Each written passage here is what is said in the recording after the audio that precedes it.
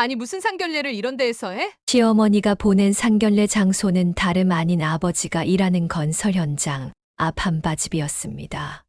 아니, 장소가 뭐가 중요하니? 어서 가보자. 아버지의 넓은 마음씨에 그녀는 조금 안심했지만 여전히 불안했습니다.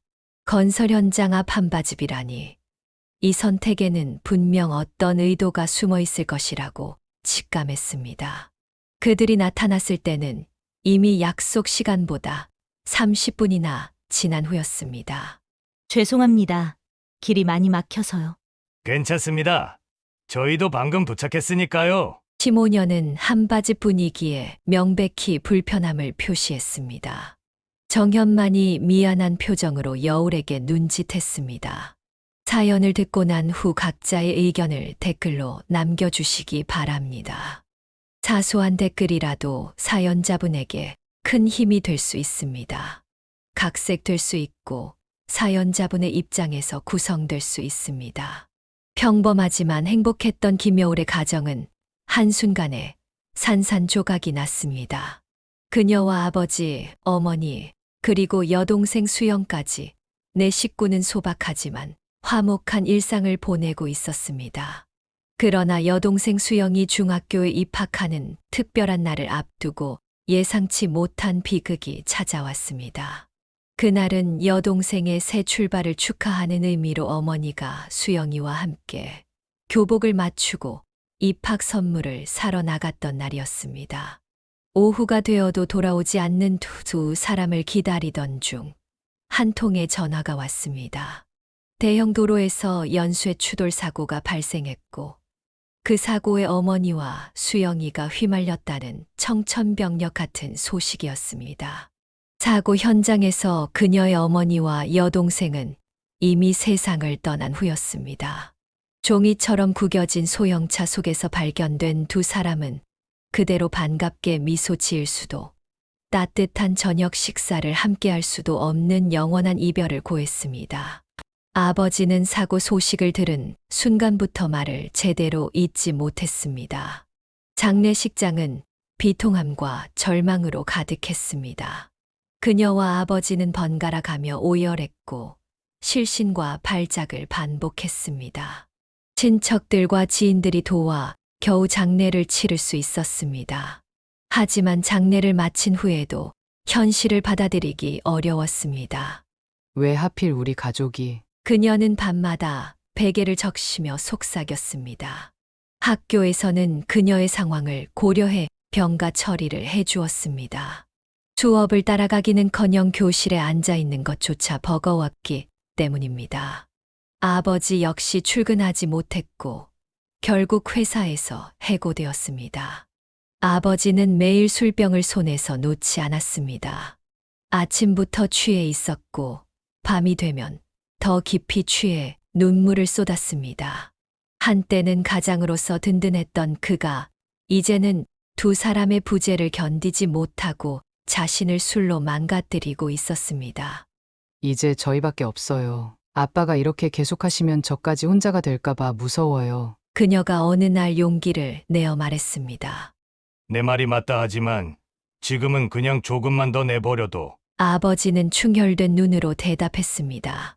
장례식 이후 몇 주간 그녀는 집 안 구석구석에서 어머니와 수영이의 흔적을 발견할 때마다 가슴이 찢어질 듯 아팠습니다. 수영이의 방에는 새 교복을 걸어둘 예정이었던 빈 옷걸이가 그대로 있었고 부엌에는 어머니가 마지막으로 준비한 반찬통들이 그대로 남아 있었습니다. 정신과에 한번 가보는 건 어떨까요? 둘 다 너무 힘들어요. 그녀가 제안했지만 아버지는 고개를 저었습니다. 약으로 치료될 게 아니야. 시간이 필요해. 밤마다 아버지의 흐느끼는 소리가 벽을 타고 들렸습니다. 그녀도 잠을 이루지 못했지만 적어도 낮에는 정신을 차리려고 노력했습니다. 누군가는 이 집을 지켜야 했기 때문입니다. 사고 후 한 달이 지나자 냉장고는 점점 비어갔고 집안은 먼지가 쌓였습니다. 그녀는 아버지의 식사라도 챙기기 위해 간단한 요리법을 인터넷에서 찾아 배웠습니다. 어머니만큼 맛있지는 않았지만 최소한 굶지는 않도록 노력했습니다. 엄마가 보면 섭섭해할 거예요. 엄마는 항상 우리가 건강하게 지내길 바라셨잖아요. 그녀는 밥상을 차리며 말했습니다. 그날 이후 아버지는 처음으로 제대로 된 한 끼를 먹었습니다. 그리고 딸의 모습에서 희망의 불씨를 발견한 듯 했습니다. 두 사람의 슬픔은 여전했지만 적어도 함께 그 슬픔을 나누며 하루하루를 버티기로 했습니다. 그렇게 가족의 상실이라는 깊은 상처를 안고 그들은 조금씩 앞으로 나아가기 시작했습니다. 사고 후 몇 개월이 지나자 여울은 조금씩 일상으로 돌아가기 시작했습니다. 아직 슬픔은 깊었지만 그녀는 학교에 다시 나가기로 결심했습니다. 교실에 앉아 있는 것조차 힘들었지만 미래를 위해 공부를 계속해야 한다는 생각이 그녀를 지탱해 주었습니다. 이제 학교에 다시 다니는 거니 괜찮겠어? 아버지는 여전히 침울했지만 딸이 학교에 가겠다는 말에 조금은 안심하는 눈치였습니다. 집안의 살림도 그녀가 맡게 되었습니다. 아침에는 일어나 간단한 식사를 준비하고 학교에 다녀온 후에는 저녁 식사를 챙겼습니다. 18살의 어린 나이에 한 가정의 살림을 맡게 된 것입니다. 어머니가 해오던 집안일들을 서툴게나마 배워가며 그녀는 점점 성장했습니다. 하지만 가정 형편은 나날이 어려워졌습니다. 아버지의 실직 이후 들어오는 수입이 없었고 저축해둔 돈도 생활비로 빠르게 소진되고 있었습니다. 어느 날 그녀가 마트에서 카드 결제를 하려 했을 때 한도 초과로 거절되는 상황까지 맞닥뜨렸습니다. 이제 어떻게 해야 할까요? 돈이 거의 바닥났어요. 그녀의 물음에 아버지는 깊은 고민에 빠졌고 결국 고통스러운 결정을 내려야 했습니다. 전세로 살고 있던 집을 월세로 전환하고 그 차액으로 당분간의 생활비를 마련하기로 한 것입니다. 그것은 일시적인 해결책에 불과했지만 당장의 생계를 이어가기 위한 불가피한 선택이었습니다. 앞으로 더 아끼면서 살아야 해. 이 돈도 언젠가는 떨어질 거야. 아버지의 말대로 그 돈도 약 1년 후에는 바닥을 드러냈습니다. 이제 월세조차 낼 수 없는 상황이 됐고 그녀는 더 이상 해결책이 없다고 느꼈습니다. 결국 그녀는 학업과 병행할 수 있는 아르바이트를 찾기 시작했습니다. 저녁에 몇 시간만 일할 수 있는 곳을 찾았어요. 학교 수업이 끝나고 갈 수 있어요. 그녀의 말에 아버지는 미안함과 괴로움이 뒤섞인 표정을 지었습니다.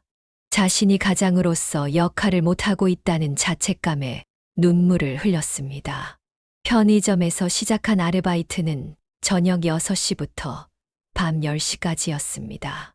하루 4시간, 주 5일 일해봐야 받는 급여는 형편없었습니다. 월세와 공과금, 식비를 감당하기에는 턱없이 부족했지만 그나마 작은 보탬이라도 되었습니다. 학교에서 돌아와 잠시 쉬고 바로 아르바이트로 향하는 일상이 반복되었습니다. 늦은 밤 집에 돌아오면 너무 피곤해 숙제도 제대로 못할 때가 많았습니다. 성적은 점점 하락했지만 그것보다 당장의 생계가 더 중요했습니다. 그러던 어느 날 아버지가 아침부터 깨끗하게 면도를 하고 정장을 꺼내 입는 모습을 보았습니다. 오랜만에 보는 단정한 모습에 그녀는 놀랐습니다. 아빠, 어디 가세요? 인력사무소에 가볼 거야. 더 이상 이렇게 살 수는 없어. 그날부터 아버지는 매일 새벽에 일어나 인력사무소로 향했습니다.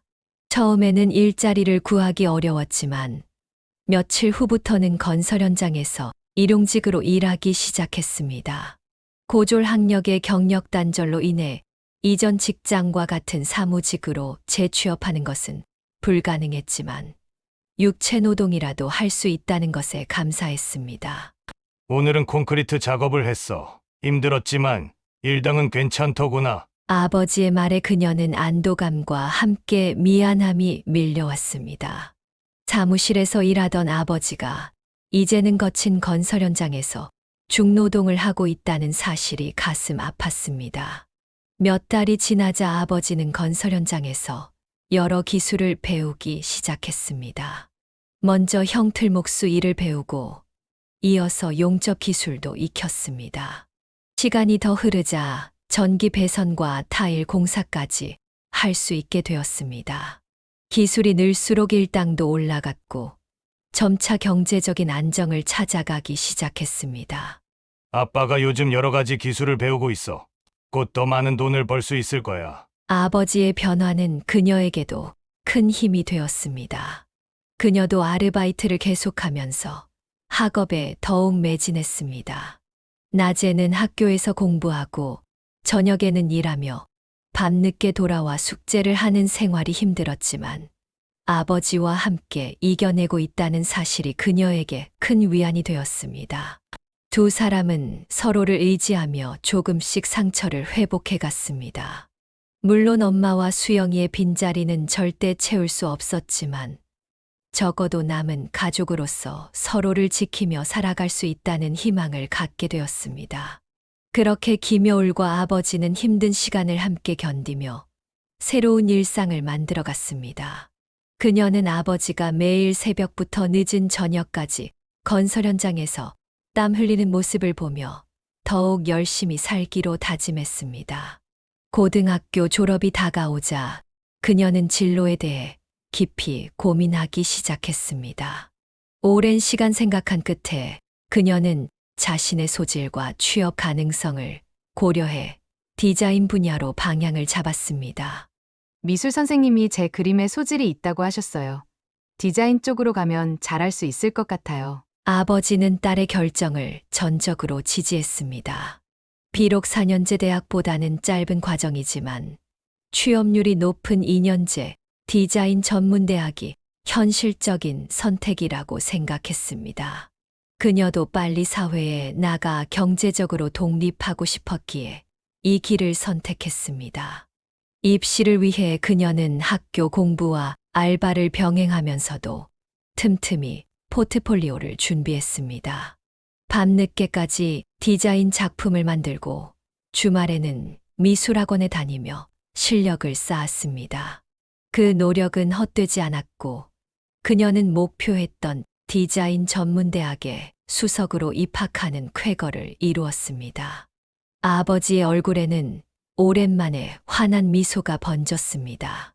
수석 입학 덕분에 그녀는 전액 장학금을 받게 되었고 이는 가정 경제에 큰 도움이 되었습니다. 등록금 걱정 없이 학업에 집중할 수 있게 된 것입니다. 대학 생활은 바쁘고 치열했습니다. 그녀는 학점 관리에 철저했고 선배들이 추천하는 자격증 취득에도 열심이었습니다. 디자인 관련 자격증을 차례로 취득했고 학과 내 공모전에도 적극적으로 참여했습니다. 그러면서도 주말에는 카페에서 아르바이트를 계속했습니다. 비록 학자금 대출은 없었지만 생활비와 교재비, 그리고 집안 형편을 생각하면 알바는 포기할 수 없었습니다. 2년간의 대학 생활 동안 그녀는 단 한 번도 장학금을 놓치지 않았습니다. 모든 학기를 우수한 성적으로 마치고 마침내 졸업을 앞두게 되었습니다. 졸업 전부터 취업 준비에 들어간 그녀는 여러 회사에 이력서를 제출했고 몇 차례의 면접을 거쳐 마침내 서울 시내의 한 중소기업 디자인팀에 취직하게 되었습니다. 아빠 취직됐어요. 다음 달부터 출근해요. 그녀의 소식에 아버지는 눈시울을 붉혔습니다. 그토록 힘든 시간을 견디고 자신의 힘으로 일어선 딸이 대견하고 자랑스러웠습니다. 취직 후 그녀는 회사 일에 모든 열정을 쏟았습니다. 신입사원이었지만 디자인 감각과 기술적 능력을 인정받아 중요한 프로젝트에도 참여할 수 있었습니다. 아침 일찍 출근해 밤늦게 퇴근하는 날이 많았고 주말에도 종종 회사에 나가 작업을 했습니다. 그 모습이 마치 건설 현장에서 열심히 일하는 아버지와 닮아 있었습니다. 시간이 흐르며 그녀는 회사에서 인정받는 디자이너로 성장했지만 사회생활 외에 다른 여유는 거의 없었습니다.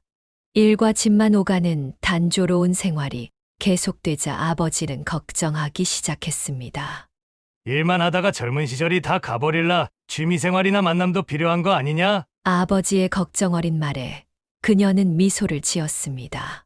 사실 그녀는 알고 있는 남자친구가 있었지만 바쁜 일상 때문에 아버지에게 소개할 기회를 미루고 있었습니다. 회사 동료의 소개로 만난 남자친구와는 몇 달째 조용히 관계를 이어가고 있었습니다. 사실은 남자친구 있어요. 퇴근 후에 만나고 있었거든요. 아버지는 놀라며 기쁜 표정을 지었습니다. 딸이 일외에도 자신의 삶을 꾸려가고 있다는 사실에 안도했습니다. 그는 곧바로 그 남자가 어떤 사람인지, 딸을 잘 대해주는지 궁금해했습니다. 며칠 후, 비가 내리는 주말 저녁, 그녀는 남자친구를 집으로 초대했습니다. 아버지는 특별히 좋아하는 술을 준비하고 딸의 남자친구를 기다렸습니다. 첫 만남은 어색할 수 있었지만 아버지는 금세 편안한 분위기를 만들어 주었습니다. 특히 그는 딸에 대한 이야기를 하며 눈을 빛냈습니다. 그녀의 어릴 적 이야기, 학창 시절의 에피소드, 그리고 얼마나 책임감 있고 성실한 아이였는지를 자랑하기 시작했습니다. 비록 그녀는 민망해하며 아버지를 말리려 했지만 눈에 넣어도 안 아플 딸에 대한 아버지의 자랑은 멈출 줄 몰랐습니다. 식사를 마치고 남자친구가 돌아간 후 그녀는 아버지의 방에 들어갔을 때 그가 조용히 눈물을 흘리고 있는 것을 발견했습니다. 그것은 기쁨의 눈물이자 가족의 소중함을 다시 한번 느끼는 순간이었습니다. 그렇게 김여울은 자신의 꿈을 향해 한 걸음씩 나아가며 새로운 인연들과 함께 인생의 새 장을 열어가고 있었습니다. 첫 번째 남자친구와의 관계는 2년 만에 자연스럽게 끝이 났고 그 후 김여울은 또 다른 인연을 만났습니다. 하지만 두 번째 만남 역시 서로의 가치관 차이로 오래가지 못했습니다. 연애와 이별을 경험하면서 그녀는 조금씩 성장했고 진정으로 자신과 맞는 사람이 어떤 사람인지 깨닫게 되었습니다. 29살이 되던 해봄, 회사 선배의 소개로 한 남자를 만나게 되었습니다. 처음 보는 순간부터 그녀는 이전과는 다른 설렘을 느꼈습니다.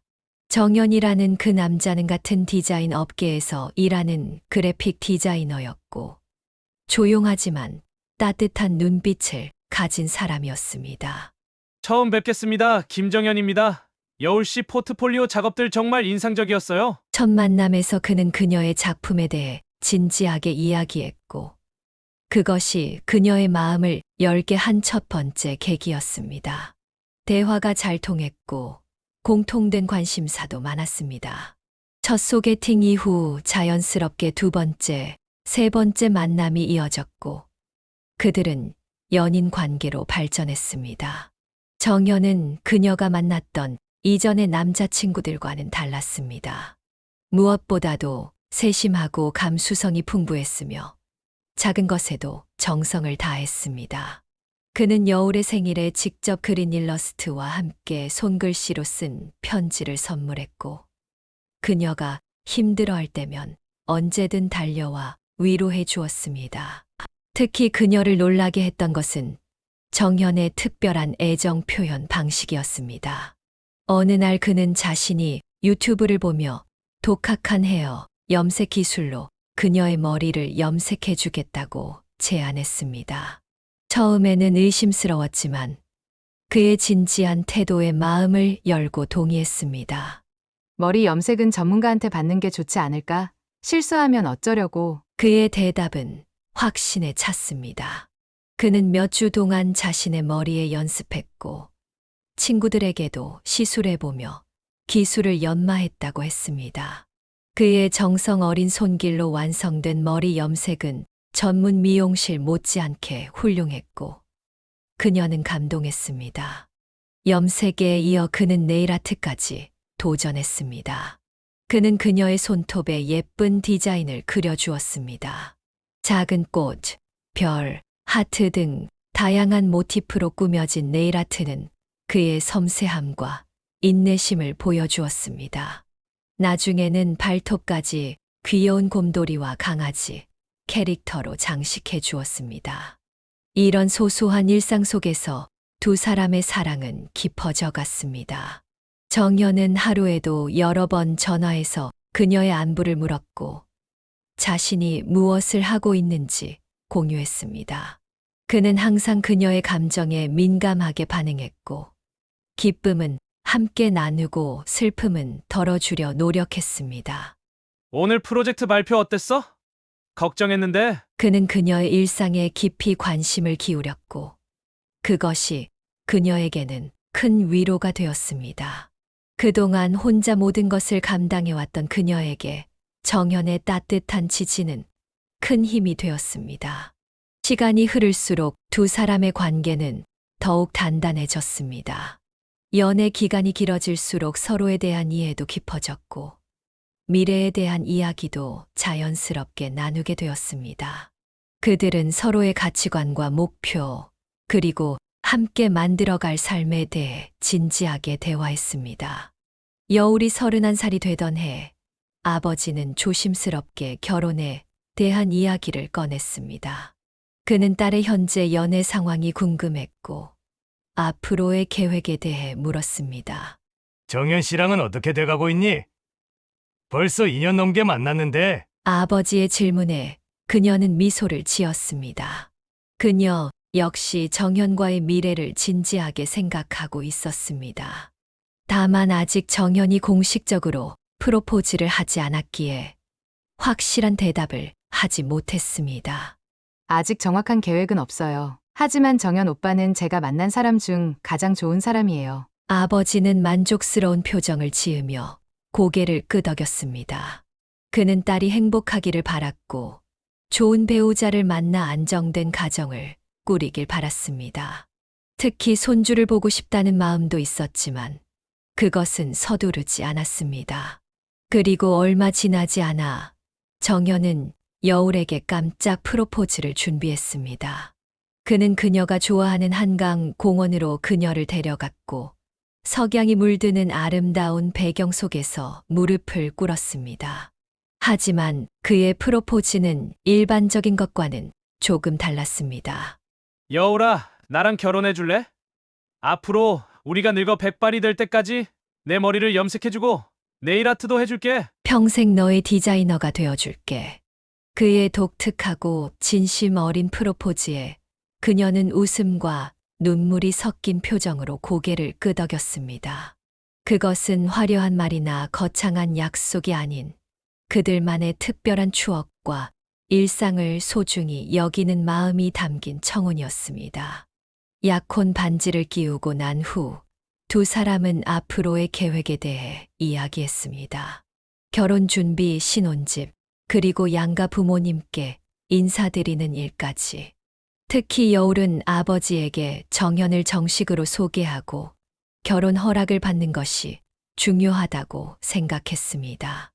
아버님께 정식으로 인사드리고 싶어. 사실 많이 긴장되긴 하지만. 정연의 말에 그녀는 안심시켰습니다. 그녀의 아버지는 딸을 무척 아끼는 분이기에 딸이 선택한 사람이라면 분명 좋게 봐주실 거라고 말입니다. 하지만 그 과정이 그리 순탄치만은 않을 것이라고는 이때까지만 해도 두 사람 모두 예상하지 못했습니다. 그렇게 김여울의 인생에 새로운 장이 열리려 하고 있었습니다. 가족의 상실이라는 아픔을 겪었지만 이제는 자신만의 가정을 꾸릴 준비를 하게 된 것입니다.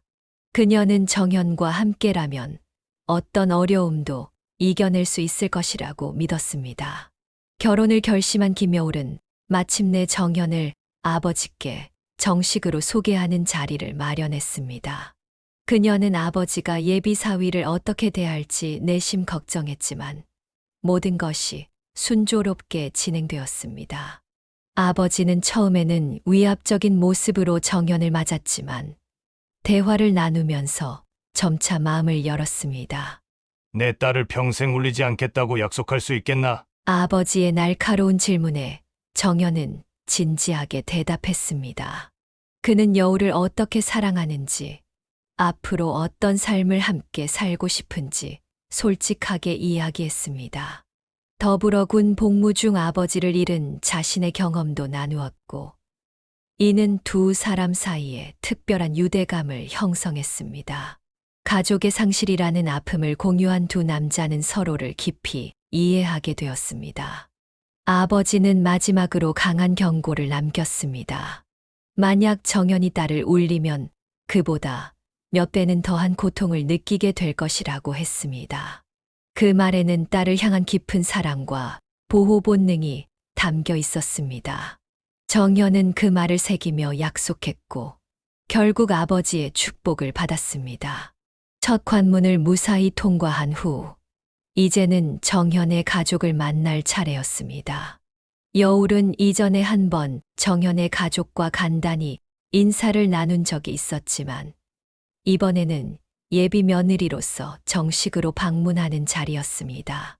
그녀는 며칠 동안 무엇을 입을지, 어떤 선물을 준비할지 고민했고, 최대한 좋은 인상을 주기 위해 노력했습니다. 방문 당일, 그녀는 고급 한과 세트와 과일 바구니를 들고 정현의 집을 찾았습니다. 현관문이 열리고 정현의 어머니와 여동생이 그녀를 맞이했습니다. 첫인상은 나쁘지 않았습니다. 시어머니는 미소를 지으며 그녀를 안으로 안내했고, 거실에는 정성스럽게 차려진 다과가 기다리고 있었습니다. 어서 와요. 여울 씨 마침 좋은 차를 준비해뒀어요. 하지만 차를 마시며 대화가 시작되자 분위기는 급격히 변했습니다. 시어머니는 여울에 대해 알고 싶다며 질문을 시작했고, 그 질문들은 점점 더 날카롭고 파고드는 형태로 변해갔습니다. 여울 씨, 지금 다니는 회사가 어디인가요? 여울이 서울 시내의 중소기업 디자인팀에서 일한다고 대답하자 시어머니의 얼굴에 미세한 실망감이 스쳐 지나갔습니다. 시누이는 노골적으로 눈썹을 치켜 올렸습니다. 그 회사가 어디에 있는 거지? 혹시 중소기업인가요? 여울은 당황했지만 침착하게 대답했습니다. 자신의 회사가 비록 규모는 작지만 분야에서 인정받는 디자인 스튜디오라고 설명했습니다. 하지만 그녀의 설명은 시모녀의 귀에 들어가지 않는 듯 했습니다. 시어머니는 거침없이 다음 질문을 던졌습니다. 대학은 어디를 나왔어요? 우리 정연이는 4년제 출신이라. 질문의 의도가 명백했습니다. 그녀는 여울의 학력이 아들과 어울리는지 확인하고 싶었던 것입니다. 여울이 2년제 디자인 전문대학을 졸업했다고 대답하자 시어머니의 표정이 일그러졌습니다. 전문대요? 고작 전문대라고요? 시어머니의 목소리에는 경멸이 묻어났습니다. 여울은 얼굴이 화끈거렸지만 자존심을 지키기 위해 당당하게 덧붙였습니다. 네, 전문대입니다. 하지만 수석으로 입학해 장학금을 받았고 학점 관리와 자격증 취득에 최선을 다했습니다. 그녀의 말은 시모녀에게 아무런 감흥을 주지 못했습니다. 오히려 시누이는 비웃듯 말했습니다. 와, 전문대 수석이라니 대단하네요. 근데 그걸 자랑스럽게 말하는 게 좀 이상한데. 여울은 가슴이 찢어지는 것 같았지만 참고 미소를 지었습니다. 정연이 그녀를 위로하듯 손을 꼭 잡아주었습니다. 시어머니는 멈추지 않고 계속해서 질문을 던졌습니다. 가족 관계는 어떻게 되나요? 부모님 두 분 다 건강하신가요? 여울은 잠시 망설였습니다. 가족에 대한 이야기는 항상 그녀에게 아픈 부분이었기 때문입니다. 하지만 숨길 수 없는 사실이었기에 그녀는 진실을 말했습니다. 아버지만 계세요. 어머니와 여동생은 제가 중학생 때 교통사고로 돌아가셨습니다. 시어머니와 시누이의 반응은 충격적이었습니다. 그들은 위로의 말 대신 마치 불길한 소식을 들은 것처럼 놀라고 불편한 표정을 지었습니다. 아이고, 가족이 그렇게 됐다니. 듣기만 해도 우울해지네요. 집안에 불운이 있나 보네. 시어머니의 말은 여울의 가슴에 대못을 박았습니다.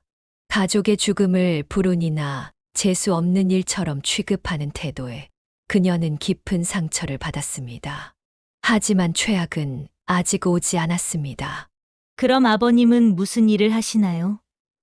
어디 좋은 직장에 다니시겠죠? 여울은 떨리는 목소리로 대답했습니다. 아버지는 건설 현장에서 일하세요. 형틀목수 기술이 있으시고 용접 기능공으로도 활동하세요. 시어머니의 표정이 완전히 바뀌었습니다. 그녀는 혀를 차며 경멸의 눈초리로 여울을 쳐다보았습니다. 노가다꾼이란 말이네요? 뭐 형틀목수니, 용접 기능공이니, 그런 말로 포장하지 말고 솔직하게 말하세요. 건설 현장 노동자잖아요. 그 말은 여울에게 폭탄과도 같았습니다. 아버지가 피땀 흘려 일한 직업을 노가다꾼이라고 비하하는 시어머니의 태도에 그녀는 끓어오르는 분노를 느꼈습니다.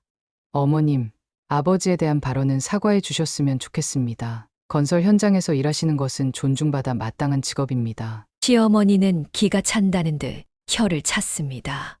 뭐가 어째? 내가 사과를 해? 누굴 바보로 아는 거야? 건설 현장 일용직이 노가다꾼 아니면 뭐라고 불러야 한다는 거지? 신우이도 가세했습니다. 언니 화났네. 엄마가 노가다꾼이라고 하니까 화났어. 근데 사실 아니야? 작업복 입고 안전 못 쓰고 공사장에서 일하는 거 맞잖아. 상황은 걷잡을 수 없이 악화되었습니다. 정연이 중간에서 어머니를 말리려 했지만 소용없었습니다. 시어머니는 오히려 아들에게 화를 냈습니다. 내가 지금 엄마한테 대드는 거야? 정신 차려. 이런 집안에 장가가면 너 평생 고생이야. 노가다꾼의 전문대 출신 딸이라니. 이게 내가 그토록 키운 내 아들의 선택이라고? 여울은 숨을 쉬기 어려울 정도로 가슴이 조여왔습니다. 그녀는 더 이상 그 자리에 있을 수 없다고 느꼈습니다. 결국 자리에서 일어나 정중하게 인사를 하고 집을 나섰습니다. 정연은 그녀를 따라 나왔지만 여울의 마음은 이미 얼음장처럼 차갑게 식어 있었습니다. 그녀는 아버지를 그토록 깊이 모욕한 사람들과는 절대로 가족이 될 수 없다고 확신했습니다. 그것은 그녀에게 절대 넘을 수 없는 선이었습니다. 밖으로 나온 여울은 정연에게 고개를 들어 똑바로 말했습니다. 그녀의 눈에는 결연한 의지가 담겨 있었습니다. 미안해요. 하지만 이건 안 될 것 같아요. 내 아버지를 그렇게 무시하는 사람들과는 한 가족이 될 수 없어요. 그렇게 김여울은 사랑하는 사람을 뒤로 한 채 자신의 자존심과 아버지의 명예를 지키기 위해 홀로 걸음을 옮겼습니다. 그녀의 등 뒤로 정연의 애타는 부름이 들렸지만 그녀는 돌아보지 않았습니다. 그녀가 정연의 집을 나선 순간 그녀의 발걸음은 무거웠지만 결심은 확고했습니다. 아파트 현관문을 나서자마자 정연이 그녀를 붙잡았습니다. 그의 얼굴에는 당혹감과 미안함, 그리고 절박함이 뒤섞여 있었습니다. 여울아, 제발 가지 마. 엄마가 한 말은 진심이 아니야. 그냥 처음이라 긴장해서 실수한 거라고. 하지만 여울의 마음은 이미 돌이킬 수 없는 지점을 지나고 있었습니다. 그녀는 고개를 저으며 정연의 손을 뿌리쳤습니다. 어머니의 말은 단순한 실수가 아니었어요. 저와 제 아버지를 깊이 모욕했어요. 그런 분과 한 가족이 될 수는 없어요. 정연은 절망적인 표정으로 그녀의 손을 잡으려 했지만 여울은 한 걸음 물러섰습니다. 그녀의 눈에서는 눈물이 맺혔지만 그것은 슬픔보다는 분노와 결연함의 표현이었습니다. 내가 다 설득할게. 시간만 좀 줘. 엄마가 오해한 거야. 내가 얼마나 훌륭한 사람인지 알게 되면 분명 마음을 바꿀 거야. 정연의 간절한 호소에도 여울은 흔들리지 않았습니다. 그녀는 자신의 아버지가 겪었을 모욕감을 떠올렸고 그것은 그녀에게 어떤 타협도 불가능하게 만들었습니다. 정연이 마지막 절망적인 시도로 아파트 주차장 바닥에 무릎을 꿇었습니다. 그는 여울의 손을 붙잡고 애원했습니다. 제발 한 번만 더 기회를 줘. 내가 무릎 꿇고 빌게. 우리 사랑이 이런 이유로 끝나면 안 돼. 그 순간 베란다에서 시어머니의 날카로운 목소리가 들렸습니다. 이게 뭐 하는 짓이야? 사내 자식이 여자 앞에서 무릎을 꿇어. 그것도 가진 것 하나 없는 애 앞에서? 당장 일어나. 시어머니의 말은 칼날처럼 둘 사이에 내리꽂혔습니다. 여울은 차가운 미소를 지으며 정연에게 말했습니다. 보셨죠? 이 결혼은 누구도 행복하게 만들지 못할 거예요. 이제 그만두세요. 그녀는 뒤돌아보지 않고 걸어갔고 정연의 애타는 목소리는 점점 멀어졌습니다. 택시를 타고 집으로 돌아가는 길, 여울은 창밖을 바라보며 눈물을 흘렸습니다. 사랑했던 사람과의 이별, 그리고 깊은 모욕감은 그녀의 가슴에 무거운 상처를 남겼습니다. 집에 도착하자 아버지가 반갑게 맞이했습니다. 그는 딸의 방문이 어땠는지 물었고 예비 사돈 만남이 순조롭게 진행되었기를 바라는 눈치였습니다. 어떻게 됐니? 인사는 잘하고 왔어. 여울은 아버지의 기대에 찬 얼굴을 보며 진실을 말할 수 없었습니다. 아버지가 자신의 직업 때문에 딸이 모욕당했다는 사실을 알면 얼마나 상처받을지 생각하니 차마 입이 떨어지지 않았습니다. 아빠, 저희 헤어졌어요. 뭐라고? 갑자기 왜?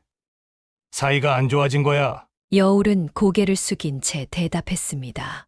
그녀는 거짓말을 하듯 서로 가치관이 맞지 않아 결별을 결정했다고 했습니다. 아버지는 의아해하면서도 더 이상 묻지 않았고 대신 딸의 어깨를 토닥여주며 위로했습니다. 그날 밤 여울은 베개를 적시며 울었습니다.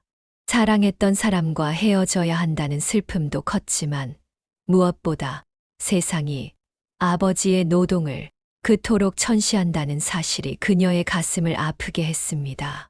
다음 날부터 정연은 끊임없이 그녀에게 연락을 시도했습니다. 문자, 전화, 이메일 모든 방법을 동원했고 결국 여울의 회사 앞까지 찾아왔습니다. 그는 꽃다발을 들고 로비에서 그녀를 기다렸습니다. 5분만 시간을 줘 부탁이야. 여울은 동료들의 시선을 의식해 마지못해 그와 카페로 들어갔습니다. 정연은 진심 어린 사과를 했고 어머니를 설득해 태도를 바꾸게 했다고 말했습니다. 엄마가 정말 미안하대. 너에게 사과하고 싶다고 해. 우리 결혼 허락하겠다고 했어. 여울은 냉소적인 표정으로 물었습니다. 갑자기 왜요? 전문대 출신의 노가다꾼 딸이 갑자기 괜찮아졌다고요? 정연은 당혹스러운 표정으로 말을 더듬었습니다. 그게 내가 너무 울고불고 난리를 쳐서 아무튼 엄마가 마음을 바꿨어. 한 번만 더 만나보자. 제발. 여울은 그의 간절함 앞에서 잠시 흔들렸지만 그날의 모욕감이 다시 떠올랐습니다. 시어머니의 차가운 눈빛, 비웃는 시누이의 표정, 그리고 아버지를 노가다꾼이라 부르며 경멸했던 순간들이 생생하게 되살아났습니다.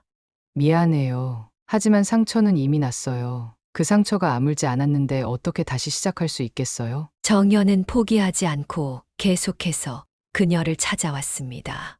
매일같이 회사 앞에서 기다리거나 집 근처에서 그녀를 기다리는 날이 많아졌습니다. 여울은 처음엔 냉담하게 대했지만 그의 끈질긴 노력에 조금씩 마음이 흔들리기 시작했습니다. 일주일 후 정현은 마지막 시도로 여울의 집 앞까지 찾아왔습니다. 그는 비에 흠뻑 젖은 채로 서 있었고 여울이 퇴근하는 것을 기다렸다가 다시 한번 애원했습니다. 여울아, 엄마가 직접 사과하겠대. 이제 정말 내 가치를 알게 됐어. 한 번만 더 기회를 줘. 제발. 여울은 떨리는 마음으로 대답했습니다. 사과만 받고 나올게요. 그 이상은 약속할 수 없어요. 정현의 얼굴에 희망의 빛이 어렸습니다. 그는 고개를 끄덕이며 감사의 인사를 전했고 주말에 다시 만나기로 약속했습니다. 여울은 그날 밤 잠들지 못했습니다. 그녀는 정현을 진심으로 사랑했고 함께할 미래를 꿈꿨지만 그의 가족과의 관계는 그녀에게 큰 두려움으로 다가왔습니다. 그럼에도 불구하고 그녀는 정연이 보여준 진심과 노력을 무시할 수 없었습니다. 정말 시어머니가 변했을까? 아니면 이것도 다 거짓말일까? 의심과 희망 사이에서 그녀는 밤새 고민했습니다.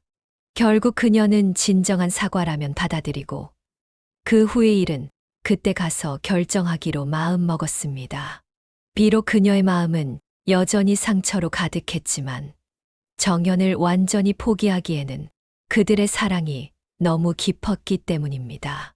그렇게 김여울은 또 한 번의 기회를 주기로 결심했지만 그녀의 마음속에는 여전히 불안과 의심이 자리 잡고 있었습니다.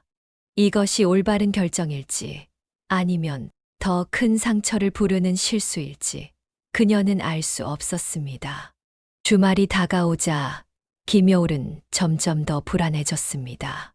정연의 가족을 다시 만난다는 생각만으로도 가슴이 조여들었습니다. 처음 방문했을 때의 모욕적인 기억이 계속해서 떠올랐고 밤에는 악몽에 시달리기도 했습니다. 그럼에도 불구하고 그녀는 정현과의 약속을 지키기로 했습니다. 단, 사과만 받고 바로 나오겠다는 마음가짐이었습니다. 약속된 토요일, 정현이 그녀를 데리러 왔습니다. 그는 평소보다 더 긴장한 모습이었고 계속해서 그녀에게 안심시키는 말을 건넸습니다. 엄마가 정말 많이 반성했어. 내가 얼마나 소중한 사람인지 이제야 깨달았대. 차 안에서 정연은 지난 일주일 동안 있었던 일을 설명했습니다. 그가 매일 밤 집에서 울기만 하고 밥도 먹지 않자 어머니가 마음을 돌렸다는 것이었습니다. 특히 아들이 여울 없이는 살 수 없다고 선언하고 집을 나갈 준비를 하자 어머니가 완전히 항복했다고 했습니다.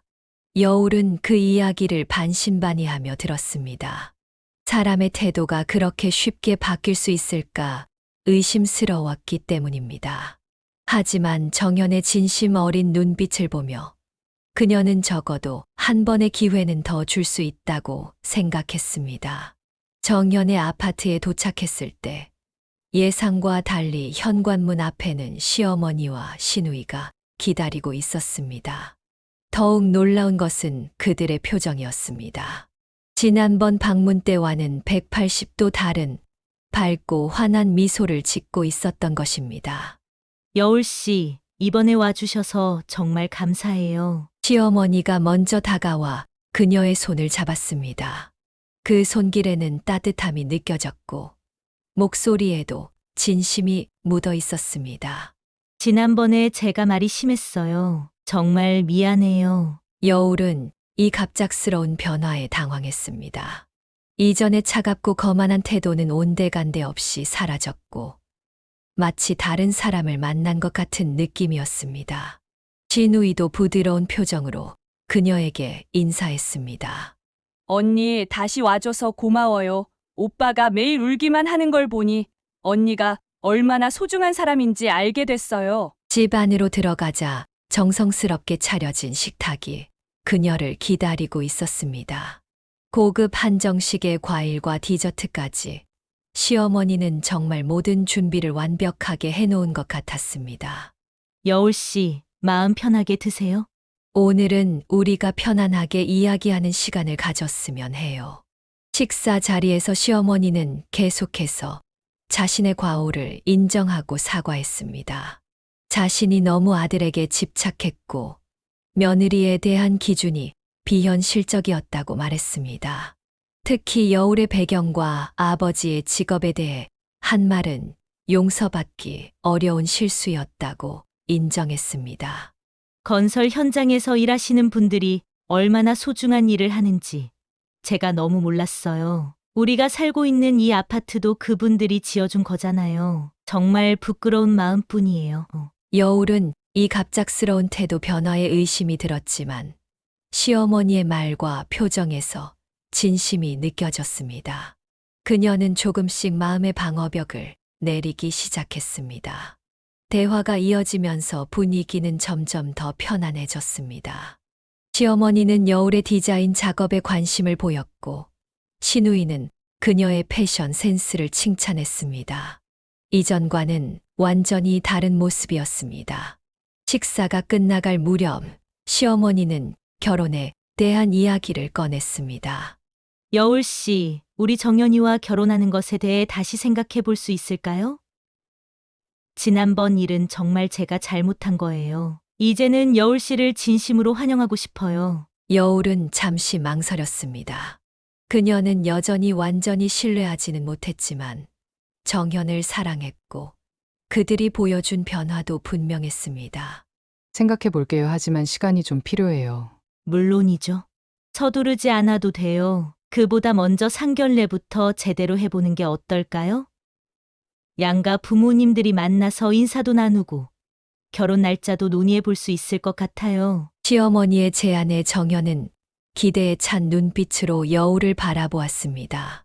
그녀는 잠시 고민하다가 고개를 끄덕였습니다. 아버지께 말씀드려 볼게요. 집으로 돌아가는 길, 여울은 복잡한 감정에 휩싸였습니다. 시모녀의 변화는 진심으로 보였지만 한편으로는 이것이 일시적인 것이 아닐까 하는 불안감도 들었습니다. 그럼에도 불구하고 정현을 향한 마음은 변함이 없었고 그들의 관계를 다시 한번 믿어보기로 했습니다.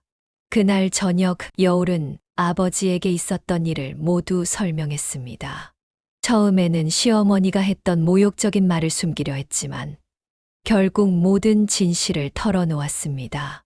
아버지는 처음에는 화를 내셨지만 시어머니가 진심으로 사과했다는 이야기를 듣고 마음을 진정시켰습니다.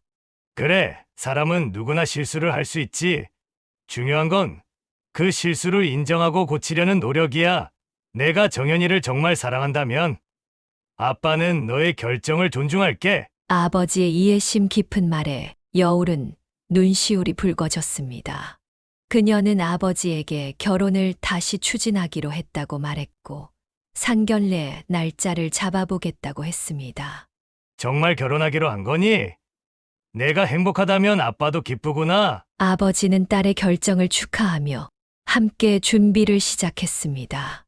그는 특별히 상견례를 위해 새 양복과 구두를 마련했고 처음으로 본인의 외모에 신경을 쓰기 시작했습니다. 그 모습에 여울은 뭉클한 감정이 밀려왔습니다. 정현과 여울은 다시 결혼 준비를 시작했고 상견례 날짜도 확정했습니다. 시어머니는 계속해서 친절하고 따뜻한 태도를 유지했고 여울에게 자주 연락해 필요한 것이 있는지 물었습니다. 그녀의 변화는 진심인 것 같았고 여울은 점점 더 마음을 열기 시작했습니다. 그렇게 김여울의 인생은 예상치 못한 방향으로 다시 한번 전환점을 맞이했습니다. 처음에는 깊은 상처와 배신감을 느꼈지만 이제는 새로운 희망과 용서의 기회를 통해 앞으로 나아가고 있었습니다. 상견례 당일 그녀는 아침부터 분주하게 준비했습니다. 그녀는 가장 단정한 원피스를 입고 은은한 화장으로 단장했습니다. 아버지 역시 새로 맞춘 양복을 입고 구두를 신었습니다. 그들은 시어머니가 보내준 주소로 향할 예정이었습니다. 출발 직전 여울의 휴대폰에 문자가 도착했습니다. 시어머니가 보낸 메시지였는데 그 내용을 확인한 순간 그녀의 얼굴이 굳어졌습니다. 아니 무슨 상견례를 이런 데에서 해? 시어머니가 보낸 상견례 장소는 다름 아닌 아버지가 일하는 건설 현장 앞 한바집이었습니다. 고급 레스토랑이나 호텔 라운지를 예상했던 여울은 충격을 받았습니다. 아버지에게 이 사실을 알리자 그는 의외로 태연한 반응을 보였습니다. 아니, 장소가 뭐가 중요하니? 어서 가보자.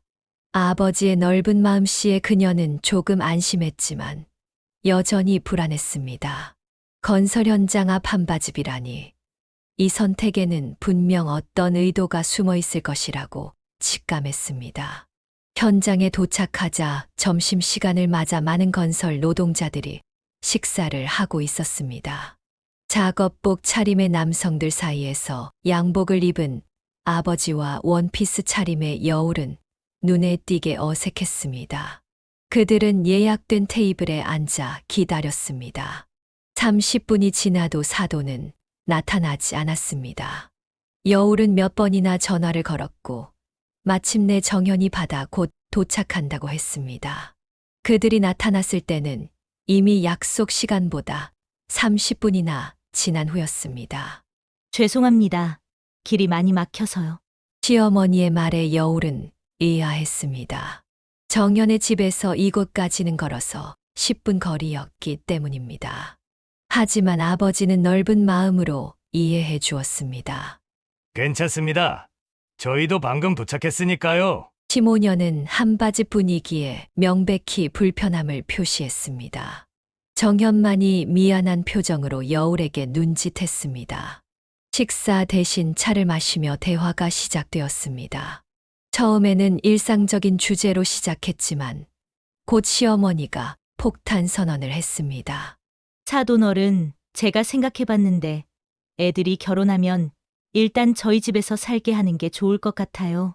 여울과 정현은 놀란 눈으로 서로를 바라보았습니다. 그들은 이미 신혼집을 구하는 문제를 논의하고 있었기 때문입니다. 시집살이요? 요즘 시대에 무슨 시집살이를 시키려고요? 여울의 조심스러운 대답에 시어머니는 강경한 태도를 보였습니다. 아니에요. 여울 씨가 살림을 제대로 배울 수 있도록 몇 년은 함께 살아야 합니다. 그리고 분가할 때까지는 혼인신고도 미루는 게 좋겠어요. 이 말은 마치 청천벽력과도 같았습니다. 혼인신고를 미룬다는 것은 법적으로 부부 관계를 인정하지 않겠다는 뜻이었습니다. 아버지가 이 무례한 제안에 눈썹을 찌푸렸습니다. 그건 법적으로도 문제가 있지 않습니까? 결혼하고 혼인신고를 안 한다는 건 말이 안 되는 일이에요. 시어머니는 아랑곳하지 않고 계속해서 충격적인 요구를 늘어놓았습니다. 그리고 사돈어른, 우리 아들이 지금 사업 확장을 준비 중인데 좀 도와주실 수 있을까요? 건설 현장에서 일하셔서 꽤 많은 돈을 모으셨을 테니 사위 사업에 투자하는 것도 좋을 것 같아요. 테이블에 무거운 침묵이 내려앉았습니다. 여울은 귀를 의심했습니다. 시어머니가 아버지에게 돈을 요구한 것입니다. 그것도 상견례 자리에서 처음 만난 사돈에게 노골적으로 돈을 요구하는 행태였습니다. 아버지의 얼굴이 붉게 변했습니다. 그는 수저를 내려놓고 천천히 말했습니다. 사돈어른, 혹시 제게 무슨 오해라도 있으신가요? 건설 현장 일용직이 얼마나 버는지 아시나요? 저는 딸 뒷바라지 하느라 모아둔 돈이 거의 없습니다. 시어머니는 비웃듯 말했습니다. 아이고, 겸손하실 필요 없어요. 요즘 건설 노동자들 일당이 얼마나 높은데요. 아마 제 아들보다 더 많이 버실 거예요. 상황은 점점 더 악화되었습니다. 시어머니는 계속해서 아버지의 직업을 깎아내렸고 마치 돈을 뜯어내려는 듯한 태도를 보였습니다. 사돈어른, 솔직히 말해보세요. 노가다 뛰면서 얼마나 모았어요? 우리 아들 사업에 얼마나 투자해 줄 수 있죠? 여울은 더 이상 참을 수 없었습니다. 그녀는 자리에서 벌떡 일어났지만 아버지가 그녀의 손을 잡고 진정시켰습니다. 아버지의 목소리는 평온했지만 눈빛은 분노로 가득 차 있었습니다. 사돈어른, 제가 이해를 잘못하고 있는 건지 모르겠네요. 우리 애들 결혼시키려고 나오신 겁니까? 아니면 제게 돈을 요구하러 나오신 겁니까? 시어머니는 당당하게 대답했습니다. 둘 다죠. 제 아들이 하도 결혼하고 싶어 해서 허락한 거예요. 하지만 조건이 있죠. 시집살이도 해야 하고 사돈어른의 경제적 지원도 필요해요. 그게 싫으시면 이 결혼은 무산되는 거고요. 정연은 어머니의 말에 충격받은 표정이었지만 아무 말도 하지 못했습니다. 그는 어머니와 여울 사이에서 어찌할 바를 모르는 듯 했습니다. 진우이는 상황을 더욱 악화시켰습니다. 이 결혼 처음부터 잘못됐어요. 오빠가 왜 꼭 노가다꾼의 딸하고 결혼해야 하는지 이해가 안 돼요. 우리 집안에 누가 될 뿐이에요. 그 말에 아버지의 인내심이 한계에 달했습니다. 그는 자리에서 일어나 분노에 찬 목소리로 말했습니다. 이런 무례한 사람들은 처음 봅니다. 제 딸이 이런 집안에 시집 가는 걸 절대 허락할 수 없습니다. 여울아, 우리 가자. 여울은 망연자실한 표정으로 아버지를 따라 일어났습니다. 정연은 뭔가 말하려 했지만 이미 늦었습니다. 그들의 결혼은 이 자리에서 완전히 무산된 것이나 다름없었습니다. 하지만 상견례의 충격은 여기서 끝나지 않았습니다. 그들이 자리를 떠나려는 순간 한바집의 문이 열리고 여러 명의 건설 노동자들이 들어왔습니다. 그리고 그 뒤로 정장을 입은 중년 남성이 나타났습니다. 김 회장님, 오늘 상견례 하시는 날이셨습니까? 저희에게 알려주셨으면 좋았을 텐데요. 상황은 갑자기 미스터리한 방향으로 흘러가기 시작했습니다. 한바집 입구에 들어선 정장 차림의 중년 남성은 카리스마 넘치는 모습으로 여울의 아버지에게 다가왔습니다. 그의 뒤로는 10여 명의 건설 노동자들이 공손한 태도로 따라왔습니다. 시모녀와 정연은 이 갑작스러운 상황에 어리둥절했습니다. 김 회장님, 오늘이 상견례 날이셨군요. 미리 말씀해 주셨으면 저 좋은 장소를 준비해 드렸을 텐데요. 중년 남성은 여울의 아버지에게 깊은 존경심을 담아 인사했습니다. 그는 자신을 김전무라고 소개했고 여울 아버지의 오른팔 격인 사람이라고 했습니다. 회장님을 모시는 전무 입장에서 이런 자리에 함께하지 못해 죄송합니다. 지금이라도 제대로 된 장소로 모실까요? 시모녀의 표정은 순식간에 창백해졌습니다. 그들의 눈은 놀라움과 혼란으로 가득 찼고 입은 반쯤 벌어진 채 말문이 막혔습니다. 정연 역시 당혹스러운 표정으로 상황을 지켜보고 있었습니다. 여울의 아버지는 담담하게 대답했습니다. 김 전무, 됐네. 이미 파토 난 것 같아. 이 집안이랑은 사돈 맺을 생각이 완전히 사라졌어. 김 전무는 고개를 끄덕이며 시모녀를 날카롭게 쳐다보았습니다. 도대체 어떤 분들이길래 우리 회장님을 무시하고 깔보셨다는 겁니까? 김 회장님을 반대하는 사람이 있다니 참으로 놀랍군요. 여울은 이 상황이 꿈인지 현실인지 구분할 수 없었습니다. 아버지가 건설회사 회장이라니 그녀는 한 번도 그런 이야기를 들은 적이 없었습니다. 하지만 지금 그 사실이 시모녀에게 얼마나 충격적인 반전을 가져다 주는지 보는 것만으로도 그녀의 가슴은 통쾌함으로 가득 찼습니다. 시어머니는 완전히 혼란에 빠진 표정으로 중얼거렸습니다. 회장님이라고요? 건설회사 회장님이요? 김 전무는 냉소적인 미소를 지으며 대답했습니다. 네. 대한건설 회장님이십니다. 아직도 모르셨나요? 이분이 얼마나 대단한 분인지 업계에서는 다 아는 사실인데 말이죠. 시어머니의 얼굴이 순식간에 창백해졌고 신우이는 공포에 질린 표정으로 어머니를 바라보았습니다. 정연은 혼란스러운 표정으로 여울을 바라보았지만 여울 역시 상황을 완전히 이해하지 못하고 있었습니다. 김 전무는 계속해서 상황을 악화시켰습니다. 이분은 우리나라 건설업계의 큰 손이세요. 수십 개의 현장을 관리하고 수천 명의 직원을 고용하고 계시죠. 그런 분을 노가다꾼이라고 무시하셨다니 참으로 어처구니가 없군요. 시모녀의 표정이 점점 더 창백해졌고 특히 시어머니는 자신이 한 말들을 후회하는 듯한 표정이었습니다. 그녀는 떨리는 목소리로 말했습니다. 저는 몰랐어요. 정말 죄송합니다. 오해가 있었던 것 같아요. 하지만 여울의 아버지는 이미 결심을 굳힌 듯 했습니다. 김 전무, 우리 가자. 이런 사람들과 더 이상 이야기할 필요가 없어. 그 말에 시어머니가 갑자기 자리에서 일어나 바닥에 무릎을 꿇었습니다. 그녀의 행동은 모두를 놀라게 했습니다. 제발 용서해 주세요. 제가 무례했습니다. 정말 잘못했어요. 신우이도 어머니의 행동을 따라 무릎을 꿇었습니다. 그들의 얼굴은 공포와 후회로 가득 차 있었습니다. 정연도 무릎을 꿇고 사과했지만 그의 표정에는 혼란스러움이 역력했습니다. 아버님, 정말 죄송합니다. 저희 어머니와 동생이 큰 실례를 했습니다. 제가 중간에서 아무것도 못한 것도 제 잘못입니다. 아버지는 정연을 냉정하게 바라보며 말했습니다. 자넨 내 딸을 지킬 수 있는 사람이 아닌 것 같구만. 여울아, 이 사람과 결혼할 생각이 아직도 있니? 여울은 망설임 없이 대답했습니다. 아니요.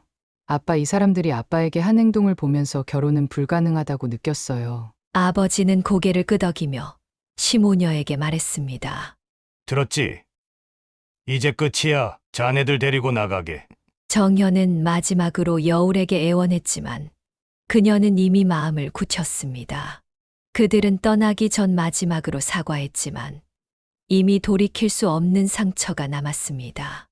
시모녀가 떠난 후 여울은 아버지에게 물었습니다.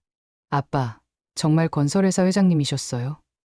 왜 한 번도 말씀 안 하셨어요? 그때 김 전무가 웃으며 말했습니다. 아이고, 여우량. 회장님은 내 아버지가 아니라 나야. 방금 그건 다 연기였어. 여울은 더욱 혼란스러워졌습니다. 김 전무는 친근한 미소를 지으며 설명했습니다. 나는 너희 아버지의 오랜 친구야. 5년 전 공사 현장에서 내 아버지가 내 목숨을 구해주셨지.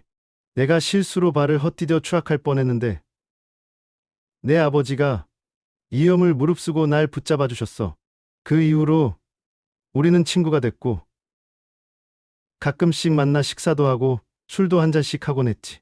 그는 계속해서 설명했습니다.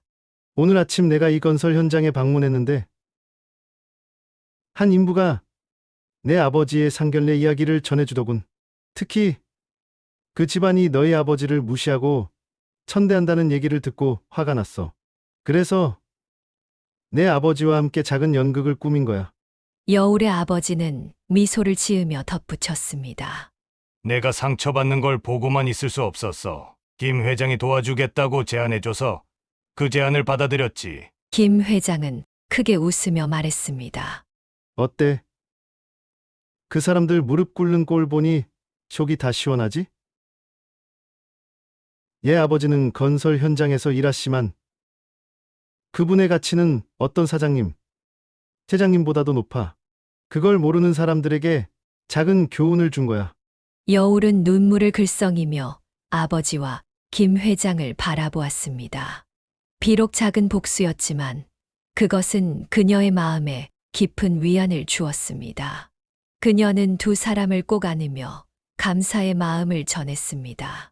창밖으로 시모녀와 정연이 멀어지는 모습이 보였지만 여울은 더 이상 그들에게 미련이 없었습니다.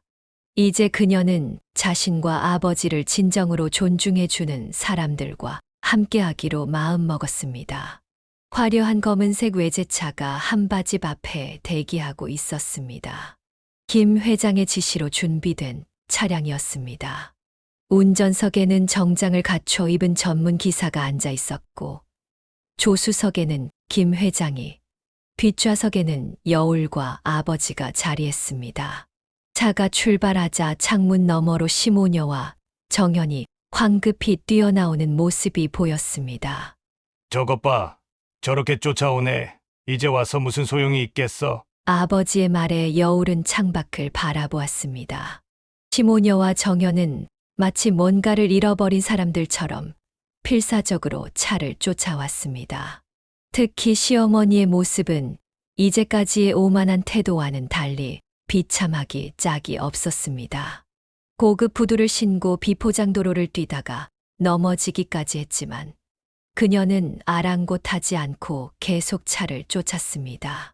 저러다 다칠라. 여울의 말에 김 회장이 웃으며 대답했습니다. 걱정 마. 저런 사람들은 다치지 않아. 자존심만 조금 상처받았을 뿐이지. 차량이 속도를 내자 시모녀와 정연은 결국 포기하고 그 자리에 주저앉았습니다. 여울은 그 모습을 보며 복잡한 감정을 느꼈습니다. 분노와 배신감, 그리고 어딘가 씁쓸한 마무리에 대한 아쉬움까지 뒤섞인 감정이었습니다. 침묵을 깨고 김 회장이 입을 열었습니다. 여울아, 내가 제대로 소개할게. 나는 대한건설의 김정호 회장이야. 내 아버지의 오랜 친구지. 여울은 여전히 혼란스러웠습니다. 아버지가 건설회사 회장과 친구라니. 그런 이야기는 한 번도 들은 적이 없었기 때문입니다. 근데 아빠, 어떻게 회장님과 친구가 되신 거예요? 한 번도 말씀해 주신 적 없잖아요. 아버지는 부끄러운 듯 웃으며 대답했습니다. 별거 아니야. 5년 전 일이었지. 정호가 현장 방문을 왔다가 발을 헛디뎌 추락할 뻔했는데 내가 운 좋게 그를 붙잡아 준 거야. 김 회장이 이야기를 이어받았습니다. 그게 운이 아니라 용기야, 친구. 7층 높이였어.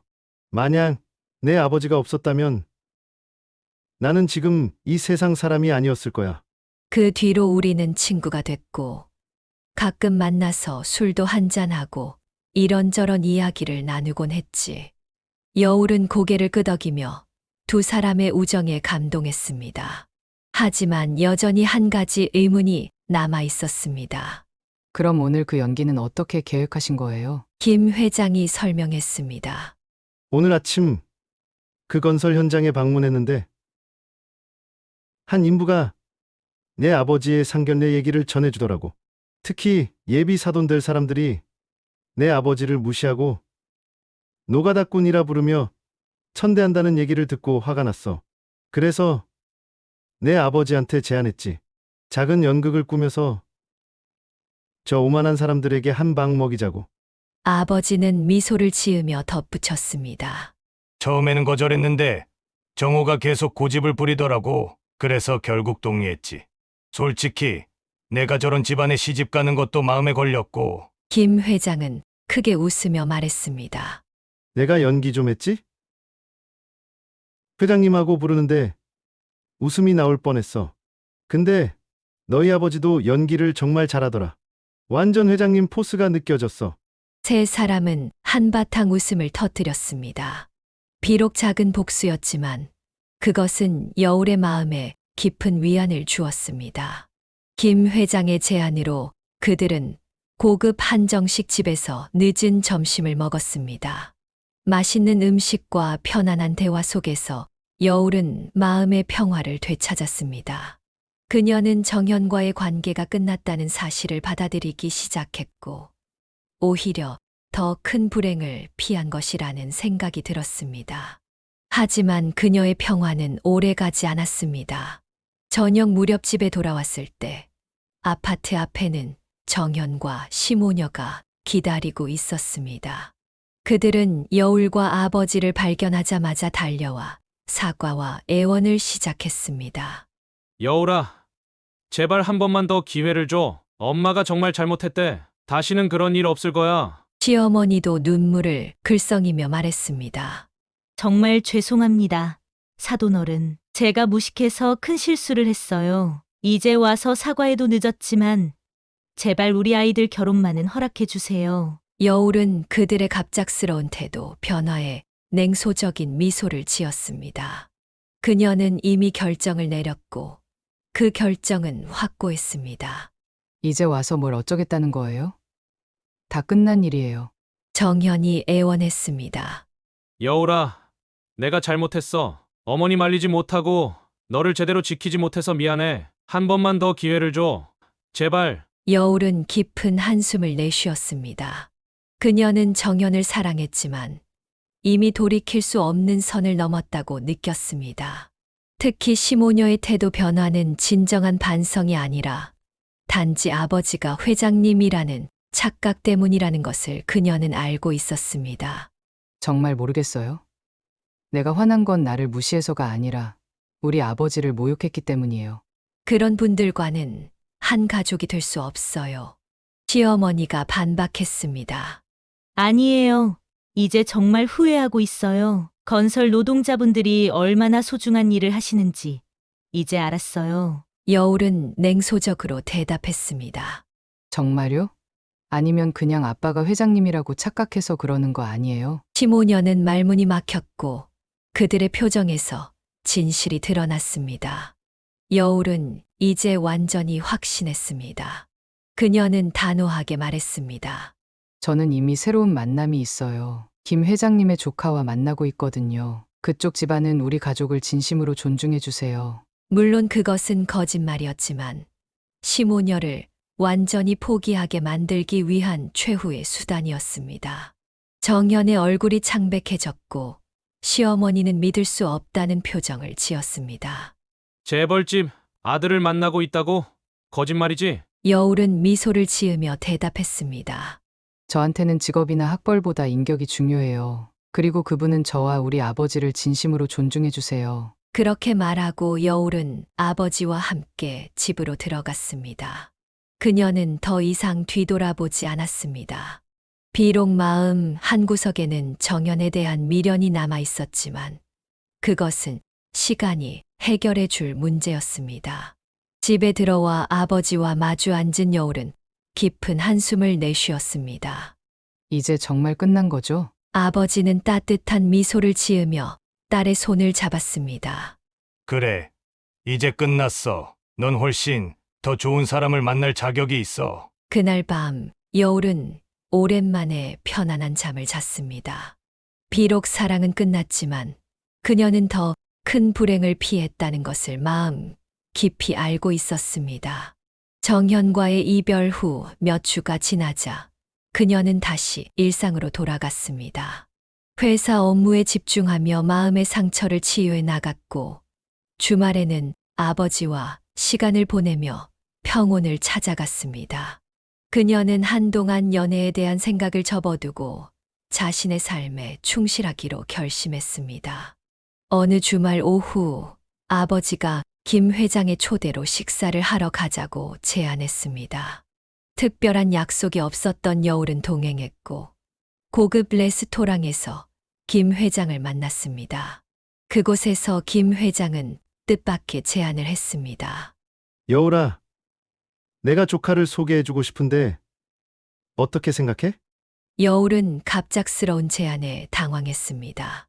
아직 정현과의 이별 상처가 완전히 아물지 않은 상태였고 새로운 만남에 대한 준비가 되어 있지 않았습니다. 저 아직은 조금 이른 것 같아요. 게다가 회장님 조카님은 제게는 너무 부담스러울 것 같은데요. 김 회장은 그녀의 걱정을 이해한다는 듯 따뜻한 미소를 지었습니다. 내 조카가 우리 회사에서 일하고 있어. 똑똑하고 성실한 청년이야. 무엇보다 인품이 좋아서 내게 소개해주고 싶었어. 물론 강요하는 건 아니고 단지 만나보는 것만이라도 어떨까 하는 생각이야. 여울은 여전히 망설였습니다. 그녀의 표정을 읽은 김 회장이 덧붙였습니다. 걱정하지 마. 그런 거 따지는 친구였다면 내가 소개를 하겠니? 내 조카는 예학벌이나 직업 같은 것에 신경 쓰지 않아. 그리고 내 동생 부부도 정말 좋은 사람들이야. 절대로 너를 천시하거나 무시하는 일은 없을 거야. 결국 여울은 조심스럽게 동의했고 일주일 후 김 회장의 조카인 민준과의 소개팅이 이루어졌습니다. 그들은 조용한 카페에서 첫 만남을 가졌고 여울은 긴장한 상태로 약속 장소에 도착했습니다. 민준은 생각보다 평범한 모습이었습니다. 키는 크고 체격은 단단했지만 화려하거나 과시적인 면은 전혀 없었습니다. 오히려 수수하고 진중한 인상이었습니다. 그는 여울을 보자 따뜻한 미소로 맞이했습니다. 첫인상은 나쁘지 않았습니다. 민주는 예의 바르고 배려심이 깊어 보였습니다. 그는 여울에게 부담을 주지 않으려고 노력하는 모습이었고 이야기를 나누는 중에도 그녀의 말에 진심으로 귀 기울였습니다. 대화를 통해 여울은 민준에 대해 조금씩 알아갔습니다. 그는 토목공학과를 졸업하고 김 회장의 건설회사에서 프로젝트 매니저로 일하고 있었습니다. 학벌이나 직업은 훌륭했지만 그것을 자랑하거나 과시하지 않는 겸손한 태도가 인상적이었습니다. 특히 여울의 마음을 움직인 것은 그가 건설 노동자들에 대해 이야기하는 방식이었습니다. 그는 현장 노동자들의 노고와 전문성을 깊이 존중하는 모습을 보였고 자신이 지금의 위치에 있을 수 있는 것도 그들의 헌신 덕분이라고 말했습니다. 제가 설계한 건물이 실제로 세워지는 건 현장의 기술자들과 노동자들 덕분이에요. 그분들의 손기술과 경험 없이는 아무리 좋은 설계도 그냥 종이에 그린 그림에 불과하거든요. 그의 말에 여울은 정현과의 경험을 떠올리며 묘한 감정을 느꼈습니다. 민주는 아버지의 직업을 알고도 전혀 다른 태도를 보이고 있었기 때문입니다. 첫 만남은 예상보다 훨씬 편안하고 즐거웠습니다. 그들은 음악, 영화, 여행 등 다양한 주제로 대화를 나누었고 많은 공통점을 발견했습니다. 헤어질 때 민주는 조심스럽게 다음 만남을 제안했고 여울은 기꺼이 동의했습니다. 두 번째, 세 번째 만남이 이어지면서 그들의 관계는 자연스럽게 발전했습니다. 민주는 여울에게 강요하거나 서두르지 않고 그녀가 편안한 속도로 관계를 발전시킬 수 있도록 배려했습니다. 그것이 정현과의 관계와 가장 큰 차이점이었습니다. 약 2달 정도 만남이 이어진 후 민주는 여울에게 정식으로 교제를 신청했습니다.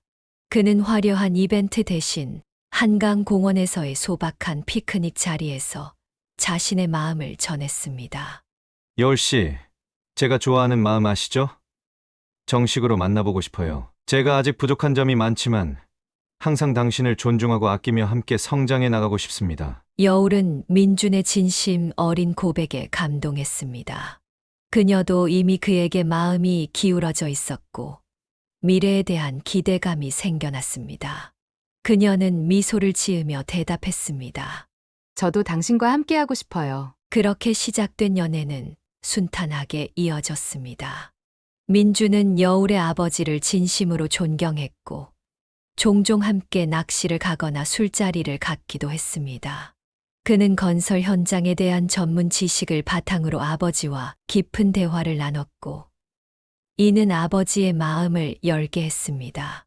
민준의 부모님 역시 여울을 따뜻하게 맞아주었습니다.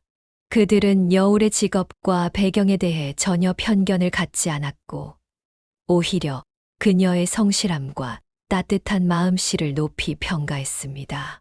특히 민준의 어머니는 여울의 손재주를 칭찬하며 자주 요리나 수공예를 함께 했습니다. 연애 2년 차, 민준은 여울에게 프로포즈했습니다.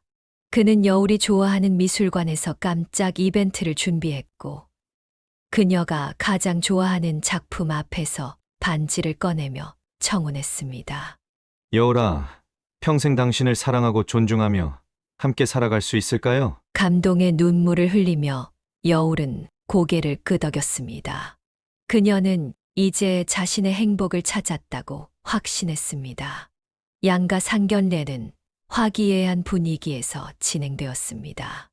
민준의 부모님은 여울의 아버지를 진심으로 존중했고 아버지 역시 그들의 따뜻함에 마음을 열었습니다.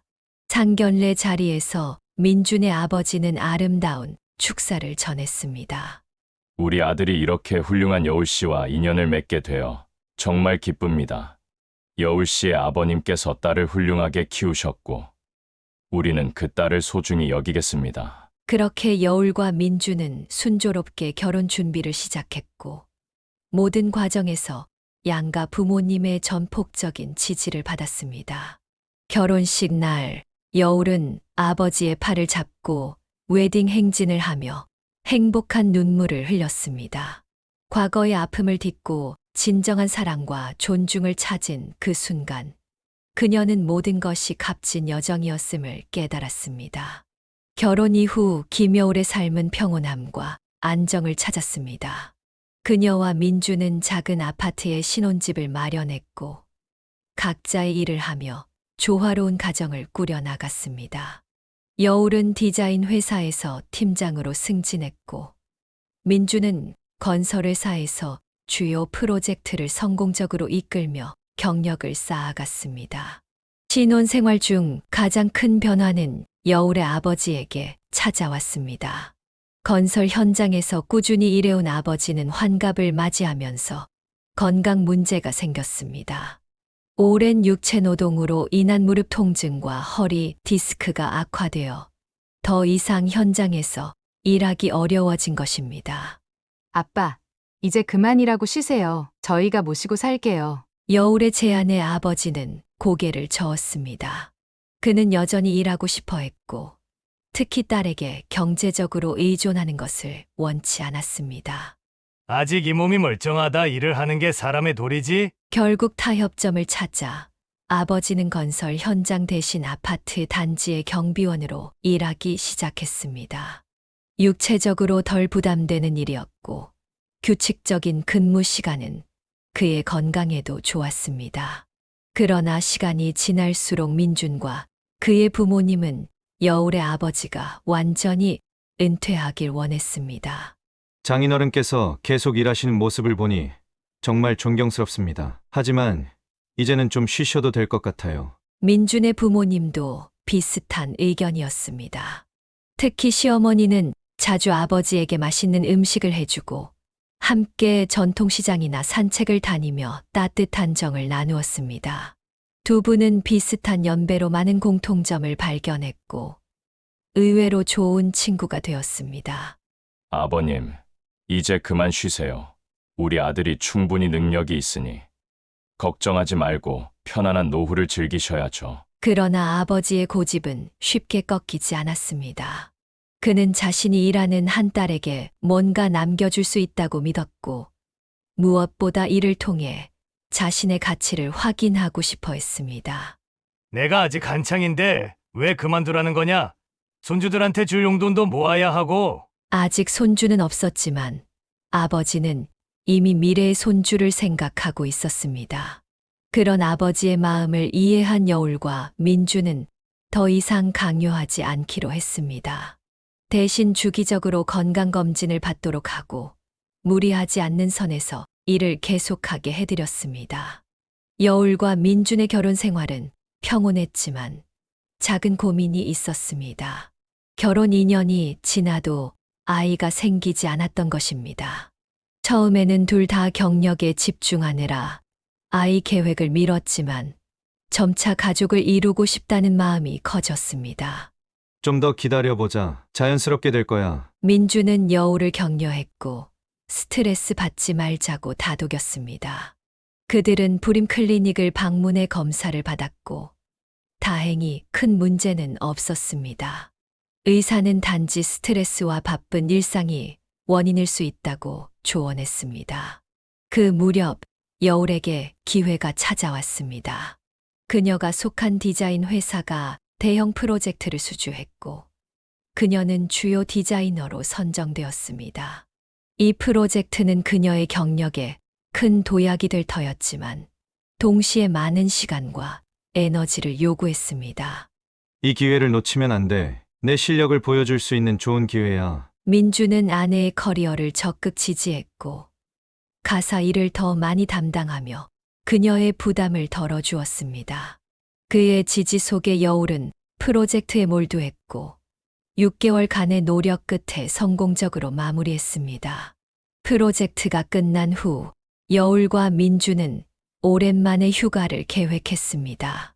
그들은 제주도로 일주일간의 여행을 떠났고 스트레스에서 벗어나 서로에게 집중하는 시간을 가졌습니다. 바다를 바라보며 조용히 대화를 나누고 섬을 돌아다니며 여유를 만끽했습니다. 여행에서 돌아온 지 2달 후 기적 같은 소식이 찾아왔습니다. 여울이 임신한 것입니다. 병원에서 확인을 받은 후 그들은 가족들에게 이 기쁜 소식을 전했습니다. 아빠, 저 임신했어요. 아빠가 곧 할아버지가 되실 거예요. 이 소식을 들은 아버지의 얼굴에 환한 미소가 번졌습니다. 그는 수년간 손주를 기다려왔고 이제 그 소원이 이루어질 것이었습니다. 시부모님 역시 첫 손주의 소식에 기뻐했고 즉시 출산 준비를 도와주겠다고 나섰습니다. 임신 기간 동안 여울은 회사 일을 조금 줄이고 건강 관리에 집중했습니다. 민주는 더욱 세심하게 아내를 챙겼고 주말마다 태교 음악회나 산책을 함께 했습니다. 아버지는 거의 매일 전화를 걸어 손녀 태명, 보미의 상태를 물었고 틈틈이 아기 용품을 사 모았습니다. 출산이 가까워 오자 아버지는 대단한 결심을 했습니다. 그는 마침내 일을 그만두고 손주 양육을 돕기로 한 것입니다. 내가 봄이 볼 사람이 필요할 거 아니냐? 이제 일은 그만두고 소녀 돌보는 일에 전념할 테니 걱정 말거라. 아버지의 결정에 여울은 감동했습니다. 그토록 일에 매달리던 아버지가 손녀를 위해 은퇴를 결심한 것이었습니다. 시부모님도 손주 돌봄에 함께하겠다고 했고 두 집안은 더욱 가까워졌습니다.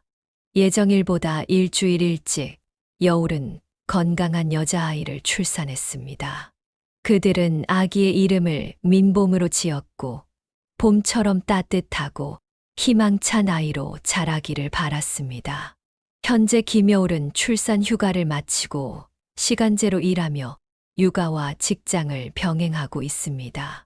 민주는 든든한 지원군으로 육아에 적극 참여하고 아버지와 시부모님은 번갈아가며 아기를 돌봐주고 있습니다. 특히 아버지는 손녀에게 푹 빠져 매일 아침 일찍 딸의 집에 와서 온종일 민보미와 시간을 보냅니다. 평범하지만 행복한 일상 속에서 여울은 과거의 아픔을 완전히 치유했습니다. 그녀는 이제 사랑하는 가족들과 함께 새로운 삶의 장을 열어가고 있습니다. 그 과정에서 그녀는 진정한 가족의 의미와 서로를 존중하는 관계의 소중함을 깨달았습니다.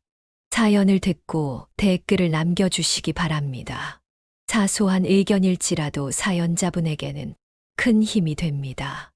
노골적인 악성 댓글은 사연자분에게 상처가 될 수 있으니 삼가주시기 바랍니다.